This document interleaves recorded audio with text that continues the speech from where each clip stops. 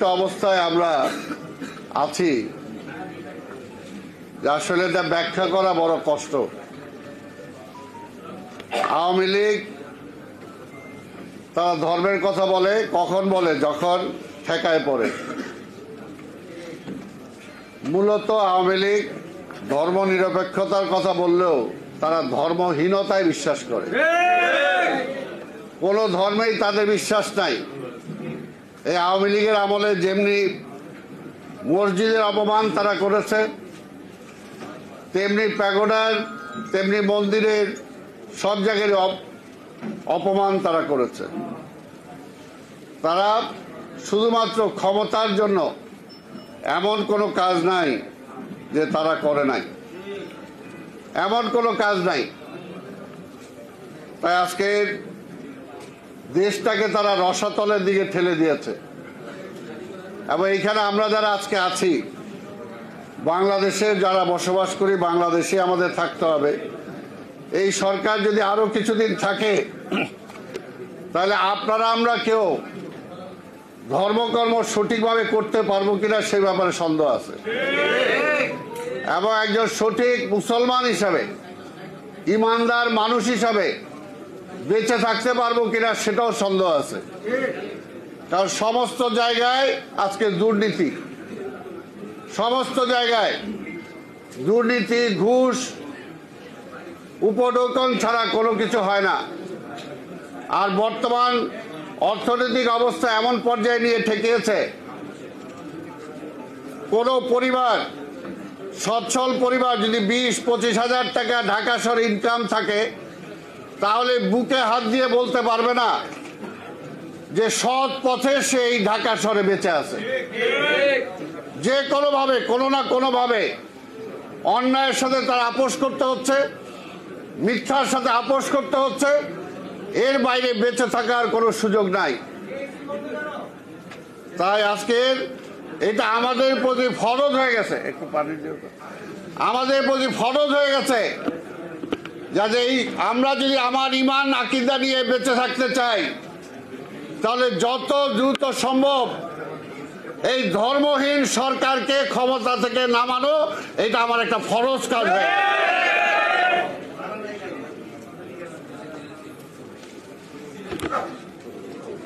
তারা জিয়া রহমানের সমালোচনা করেন। জিয়া রহমানের যে অবদান এই দেশের জন্য, এই অবদানের ধারে কাছেও এখন পর্যন্ত আওয়ামী লীগ আসতে পারে নাই।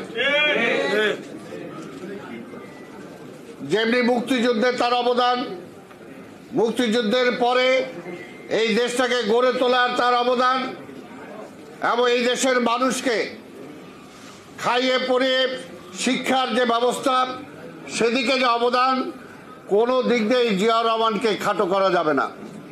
আজকে শিক্ষার কথাই যদি বলি, আজকে এখানে আপনারা যারা আছেন, আপনারা মাওলানা আছেন, অনেকে হয়তো মাদ্রাসার সাথেও জড়িত আছেন, সুপারিনটেন্ডেন্ট আছেন।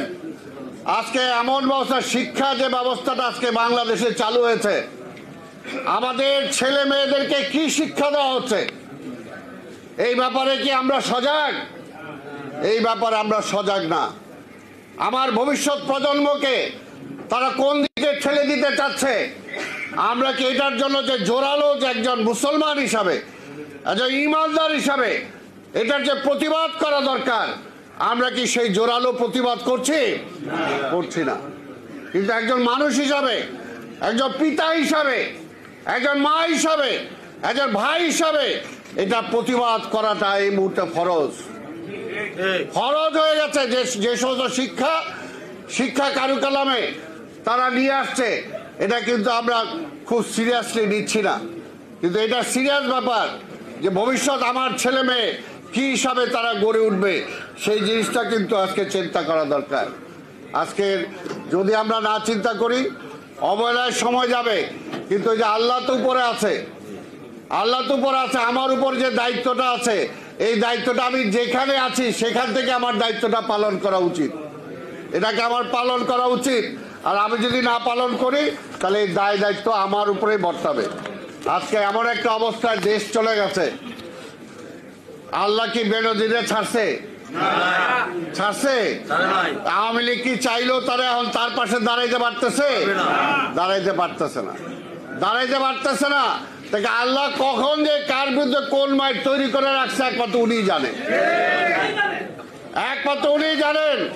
আরে এত টাকা পয়সা, এত অগাধ সম্পত্তি অবৈধভাবে কামাইছে, আজকে দুনিয়ায় বেঁচে থাকা অবস্থায় এই সম্পদ তার একটা বোঝা হয়ে গেছে, বোঝা হয়ে গেছে না?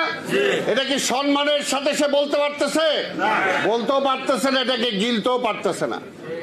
এইটার জন্য বলবো যে এখনো প্রশাসনে যারা আছে, আমরা বারবার বলি, আজকে দেখেন কি অবস্থা।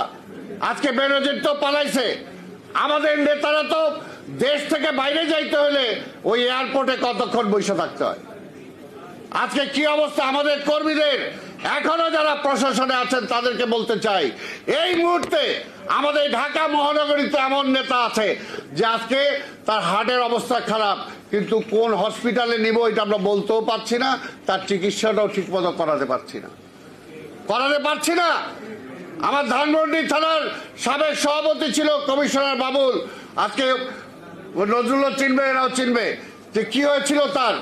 সে চরম অসুস্থ থাকা অবস্থায় সে চলে গেছে শ্বশুর বাড়িতে, সেইখানে বলতো পুলিশে হামলা করছে। ওইখান থেকে যে এক হসপিটালে গেছে সেইখানেও তারে ধরার জন্য চলে গেছে। তারপর সেখান থেকে গ্রামে সে মাঠে ছিল, এবং সেই অবস্থায় তাকে মৃত্যুবরণ করতে হয়েছে।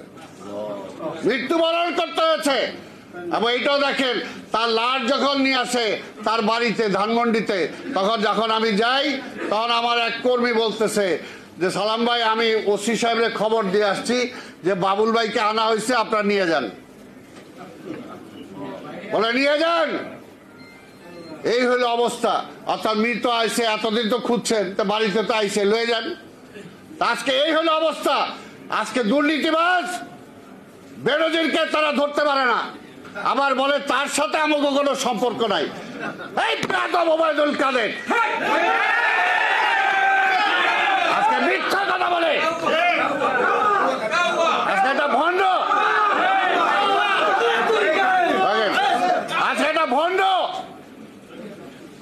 আজকে তার নেত্রী হলো ভণ্ড, নির্লজ্জ, বেহায়া, লজ্জা শরম নাই। আজকে কথায় যখনই দেশ চালাইতে পারে না তখনই বলে তারেককে আনতেছি। এবার তারেক কি করছো? তারেক কি করছে? নিজে যে দেশ চালাইতে পারে না, হাজার কোটি টাকা লুটপাট হয়ে যেতেছে, ব্যাংকগুলো খালি হয়ে যেতেছে। এই পরশুদিনও দেখলাম ইসলামী ব্যাংকের বোল্টের থেকে সোনা চুরি হয়ে গেছে। কারা করছে? এটাও কইব তারেক। এইটাও বিএনপি। কদিন আগে ঝড় আইছিল, বললো এইটাও বিএনপি আনাইছে ঝড়। নিজেরা দেশ চালাইতে পারে না।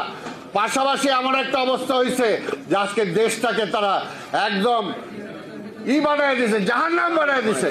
তো এই জাহান্নামের থেকে বাঁচতে হলে এই যে আপনারা যারা আছেন, আমি জানি আমার চেয়ে ভালো বক্তা আপনারা সবাই, আপনারা ওয়াজ করেন, বিভিন্ন মসজিদে যান, বিভিন্ন কিছুতে যান, আপনার ধর্মীয় বয়ান করেন, এবং যে কারণে ওয়াজের উপরেও আজকে সরকারের বিধিনিষেধ আছে। কিন্তু তারপরে বলবো আপনারা প্রত্যেকটা এলাকায় আজকে ওয়াজের নামে জনগণকে সত্যিকার দেশের অবস্থাটা তুলে ধরতে হবে, সাহস করে বলতে হবে, ইমানি দায়িত্বটা পালন করতে হবে। এটা শুধু একা মির্জা ফখরুল ইসলাম আলমগীরের দায়িত্ব না, এটা শুধু একা তারেক রহমানের দায়িত্ব না, বেগম খালেদা জিয়ার দায়িত্ব না, এটা আপনার আমার সবার। আজকে দেশটাকে ধ্বংস করে দিতেছে। আজকে এই দেশটাকে আজকে প্রতিবেশী রাষ্ট্রের একটা অঙ্গরাজ্য পরিণত মতো অবস্থা আজকে নিয়ে চলে গেছে। কোথায় স্বাধীনতা আছে আমাদের? কোথায় স্বাধীনতা আছে? তাই আজকে বলবো, কেউ কিন্তু আল্লাহর তরফ থেকে মায় ঠিকই আছে। কাজে আমার এখানে নির্বাচন আমি কিভাবে করব সেটা আমি ঠিক করবো, এটাকে ভালো ঠিক করে দিবে? তারা ঠিক করে দেয় কে ক্ষমতায় আসবে, কে ক্ষমতায় আসবে না। ভণ্ড এগুলো তো আগে একটু এই সুযোগও পায় নাই, এখন সুযোগ হয়েছে। এই যে আমরা যারা আজকে জাতীয়তাবাদের কথা বলি, আমরা যদি ঐক্য এক থাকতে পারি, এক শক্তিতে আমরা যদি মাঠে নামতে পারি, তাহলে তারা ভাইসে যাবে। আজকে আমরা ইসলামের কথা বলি, আজকে মধ্যপ্রাচ্য দেখেন, মধ্যপ্রাচ্যের প্রত্যেকটা ইসলামিক দেশ যদি আজকে একজোট হয়ে ইসরায়েলের বিরুদ্ধে কথা বলে, ইসরায়েল টিকতে পারে সেখানে। ঠিক তেমনি আমাদের অবস্থা তাই। আজকে বুঝতে হবে, কাজে সেটার জন্য আজকে আমাদের সবাইকে ঐক্যবদ্ধ হয়ে আজকে আন্দোলন করে তোলা ছাড়া আবার নিজের স্বার্থে, এটা এমন না যে খালেদা জিয়ার স্বার্থে, এটা এমন না যে তারেক রহমানের স্বার্থে, এটা আপনার আমার সবার স্বার্থে। আজকে ফরজ, যেটা আমি প্রথমে বলছি, এই হাসিনাকে ক্ষমতা থেকে নামানো, নাই আমার ইমান আকিদা সব শেষ। একবার মক্কায় মদিনা যায় বলে ওই সনদ অনুযায়ী আমি দেশ চালাবো, আরেকবার ভারতে যায় বলে ওদের মত অনুযায়ী দেশ চালাবো, আবার বলে আমি আমেরিকার ইংল্যান্ডের মতো গণতন্ত্র দিব। আসলে ভণ্ড কোনোটাই না, কোনোটাই না।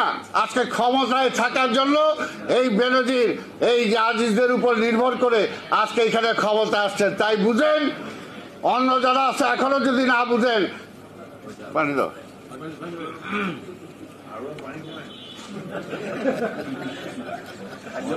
শেষ পানিটা ওরা তুলে দেওয়া পর্যন্ত তো খাইতে হবে, বাচ্চা থাকতে হবে। তাই ভাইরা আমার, আজকের আপনাদের সবাইকে মহাসচিবের অনারে আর আমি কোনো বক্তব্য দিলাম না। আপনাদের সবাইকে ধন্যবাদ। খোদা হাফেজ। বাংলাদেশ।